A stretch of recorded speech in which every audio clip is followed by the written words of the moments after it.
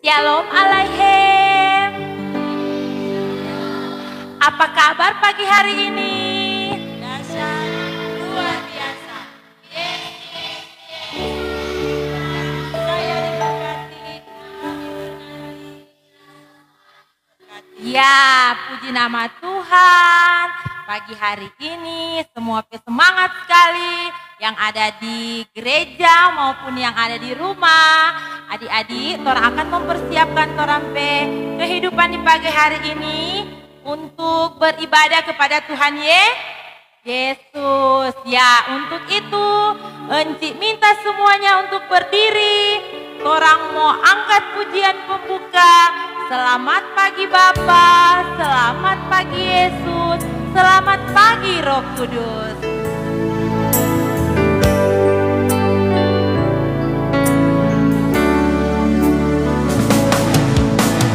Selamat pagi Bapa, selamat pagi Yesus, selamat pagi Roh Kudus. Terima kasih atas anugerah-Mu. Semalam telah berlalu. Ku memuji, ku bersyukur, memuliakan nama-Mu.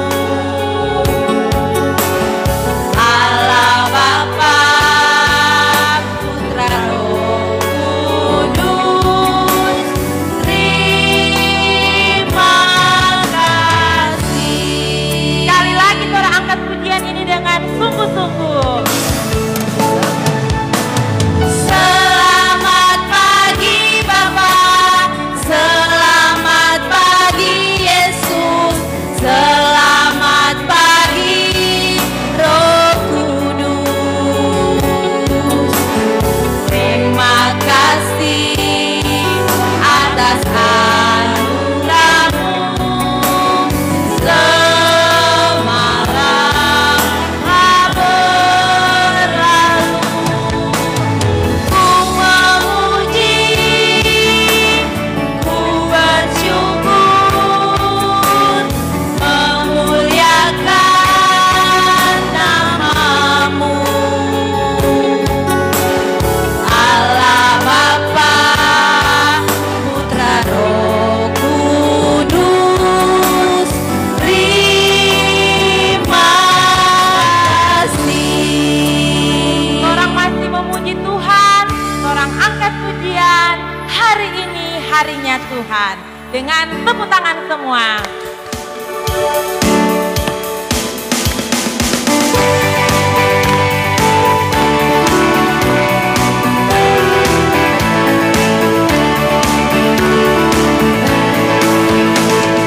Hari ini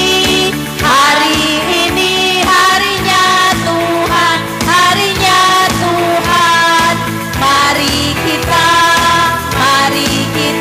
bersukaria, bersukaria.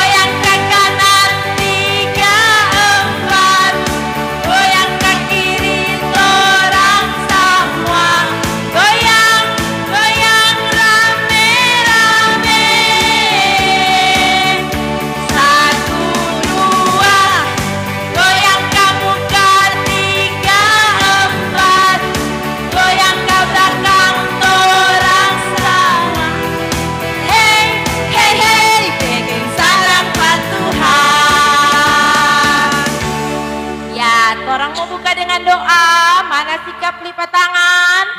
Tutup mata, mari berdoa. Terima kasih Tuhan Yesus. Di pagi hari ini Tuhan Yesus masih memberikan kami kesehatan, kekuatan, terlebih nafas hidup. Sehingga kami, anak-anak sekolah minggu yang ada di Jemaat Gemim Sion, boleh Tuhan Yesus perkenankan datang di rumah-Mu yang kudus, tidak lain dan tidak bukan, hanya untuk memuji dan memuliakan nama Tuhan. Begitu juga Tuhan bagi anak-anak yang mengikuti live streaming dari rumah, Tuhan Yesus juga jaga mereka agar supaya ibadah ini dari awal, pertengahan, hingga boleh berakhir dengan segala baik. Inilah ya Tuhan doa kami yang kami sampaikan hanya di dalam nama Tuhan Yesus. Kami berdoa. Amin. Ya, adik-adik masih semangat? Ya, jangan dulu duduk, masih berdiri. Torang angkat pujian. Aku senang jadi anak Tuhan.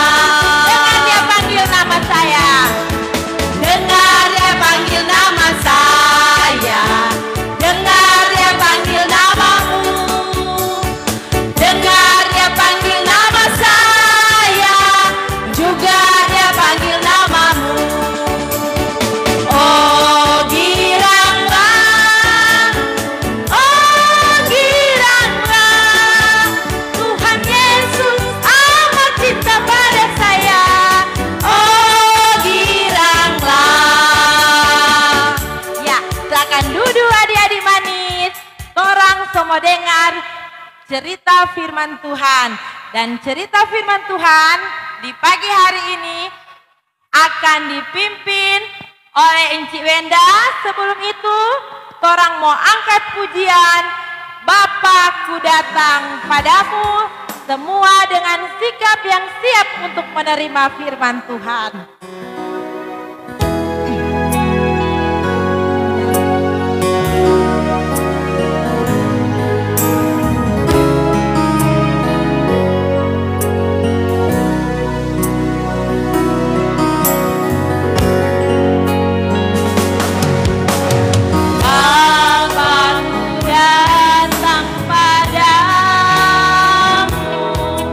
Naikkan ucapan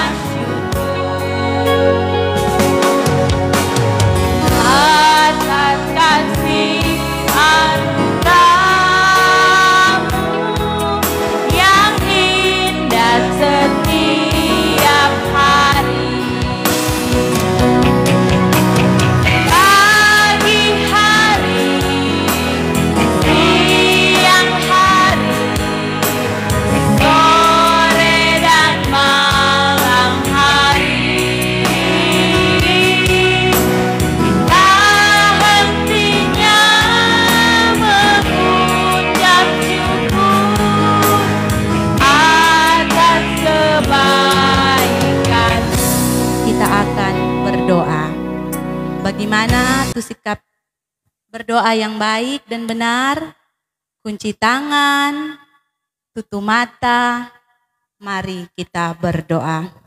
Tuhan Yesus yang baik, saat ini kami akan membaca dan menceritakan firman-Mu. Biarlah Tuhan, Engkau mau kuasai hati dan pikiran dari anak-anak sekolah minggu saat ini, agar mereka boleh duduk dengan manis dan mendengarkan firman-Mu, sehingga firman-Mu dapat menjadi bekal dan pedoman dan dapat diberlakukan di dalam kehidupan dari anak-anak sekolah minggu saat ini. Bagi hamba-Mu, biarlah Tuhan Engkau mau urapi, berikan Roh Kudus-Mu agar hanya berkata-kata sesuai dengan kehendak-Mu. Berfirmanlah ya Tuhan, karena kami semua anak-anak sekolah minggu dan guru-guru sekolah minggu sudah siap untuk mendengarkan firman-Mu. Di dalam nama Tuhan Yesus Kristus, amin. Shalom Aleichem. Apa kabar semua adik-adik? Yes.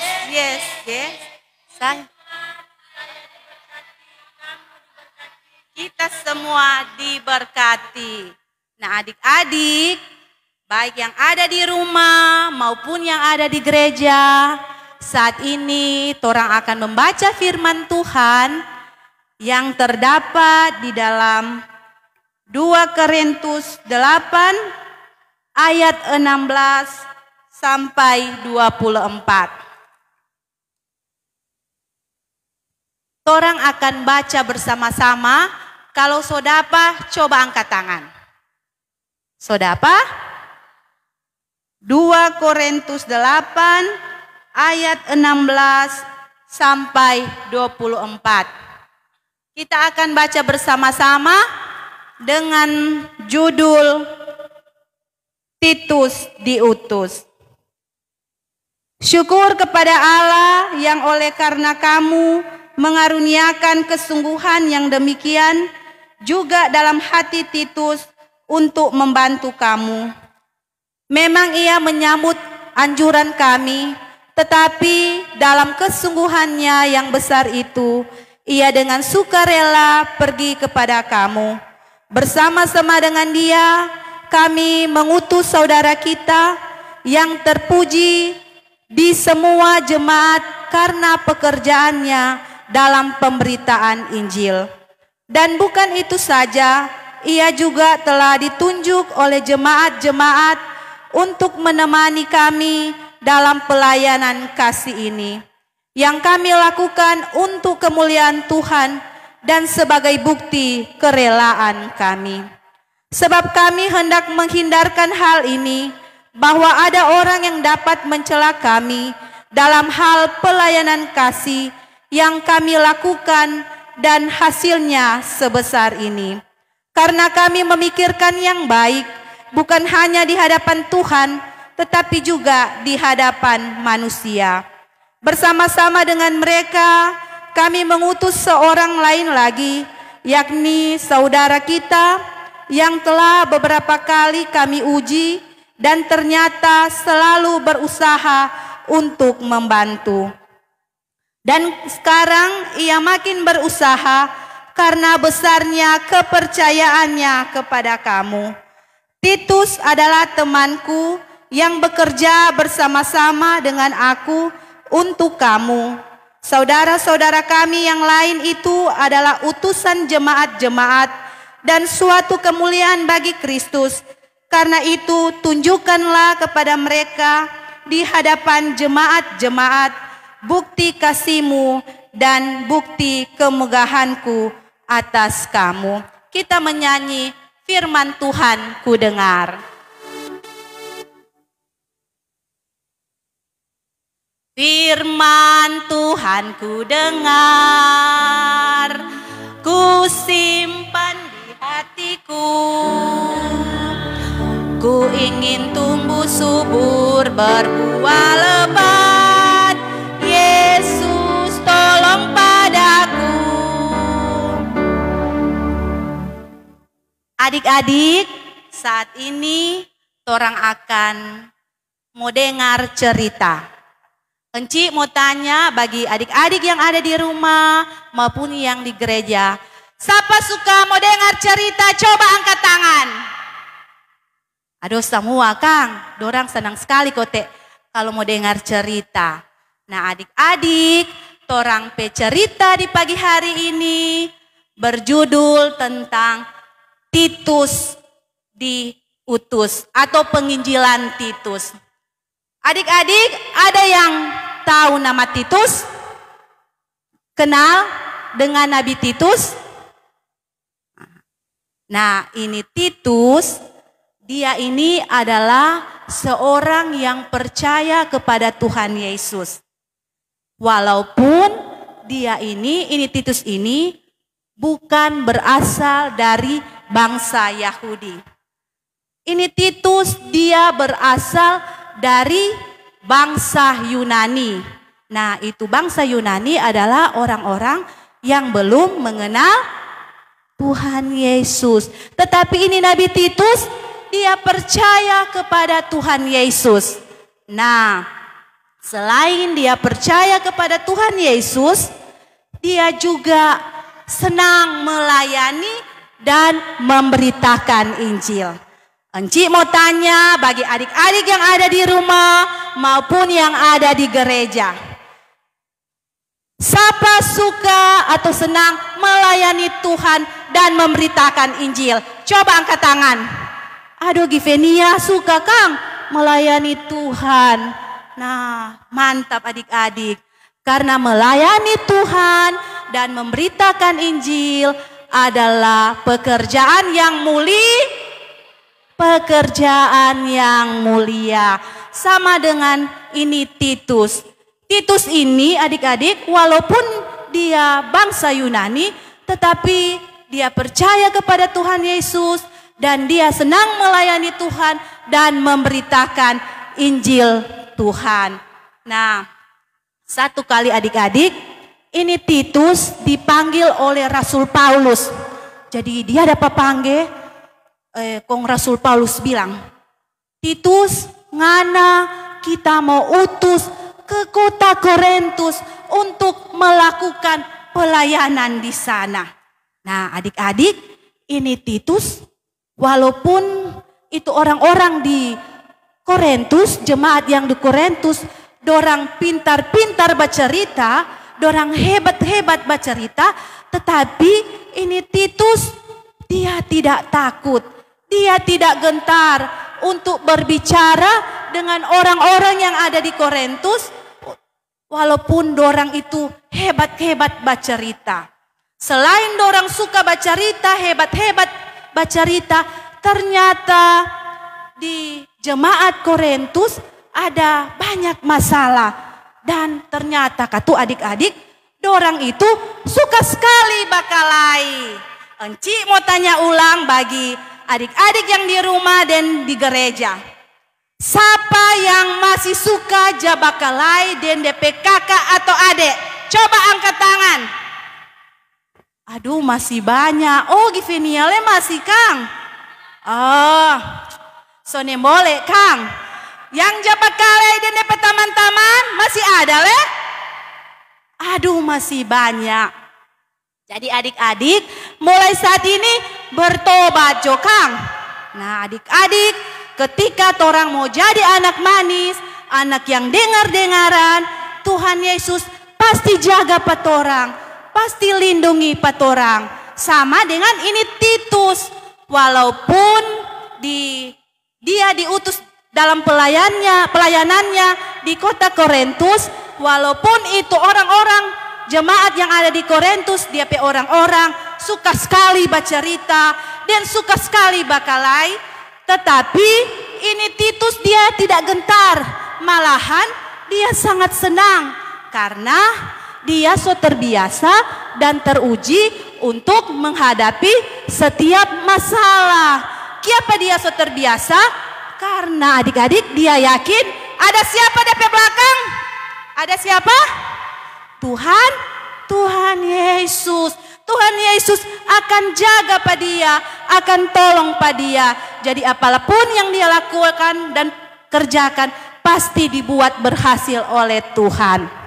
Nah, waktu di kota Korintus adik-adik, ini Titus diutus oleh orang-orang yang ada di Korintus untuk mengumpulkan sumbangan atau mengumpulkan dana. Dana itu akan diserahkan di kota Yerusalem yang menderita kesusahan. Jadi adik-adik, ternyata di Yerusalem itu orang-orang Kristen di sana sedang mengalami kemiskinan dan melarat.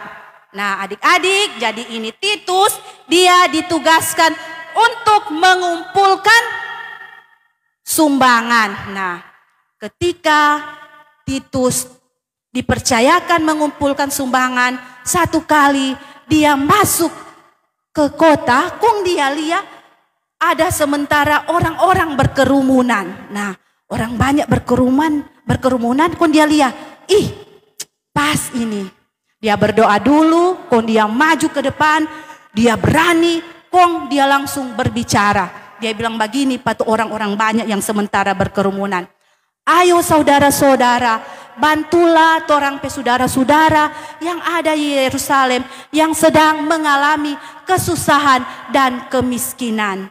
Ayo saudara-saudara, bantulah mereka karena torang terlebih dahulu dibantu oleh Tuhan Yesus. Makanya torang harus mengembalikan apa yang Tuhan berikan agar torang juga diberikan berlimpah-limpah oleh Tuhan Yesus. Nah, adik-adik, ketika orang banyak ada dengar ini Titus ada berbicara, dorang pe hati adik-adik langsung tergerak karena dia berdoa dulu toh. Encik mau tanya, adik-adik yang ada di rumah maupun yang ada di gereja, adik-adik kalau mau pergi sekolah, dia berdoa ke nyanda? Oh jago. Kalau mau belajar, dia berdoa ke nyanda? Oh, mantap. Torang harus berdoa setiap saat supaya apapun yang torang lakukan Tuhan pasti akan kabulkan. Sama dengan ini Titus. Ketika dia berbicara, Tuhan kabulkan DP doa. Itu orang-orang tergerak membantu itu orang-orang yang di Yerusalem untuk dorang itu tergerak untuk membantu mereka yang mengalami kesusahan dan penderitaan. Nah adik-adik, Titus ini walaupun dia menghadapi halangan, dia menemui segala rintangan, mendapatkan masalah, tetapi adik-adik karena ini Titus, dia beriman sudah kuat, makanya dia bisa bertahan. Karena dia so terbiasa dan teruji, maka di dalam pelayanan penginjilannya apapun masalah dia tidak mundur. Inilah adik-adik salah satu bukti bahwa ini Titus dipakai oleh Tuhan. Nah adik-adik, pelajaran hidup yang kita bisa petik dari kisah Titus tersebut adalah bahwa Tuhan bisa memakai siapa saja untuk pelayanan pekerjaannya. Kalau Titus dia melayani Tuhan lewat menolong orang-orang yang membutuhkan pertolongan, begitu juga adik-adik juga dapat menolong torang pe teman-teman yang membutuhkan pertolongan. Kalau Titus bisa dipakai Tuhan, kita juga, adik-adik juga bisa dipakai Tuhan untuk menjadi saluran berkat bagi orang-orang yang membutuhkan pertolongan. Adik-adik, marilah mulai saat ini kita belajar memberitakan Injil dan kasih Tuhan sekaligus menunjukkan kasih Tuhan lewat cara berdiakonia atau pemberian kita kepada sesama yang membutuhkan pertolongan. Amin.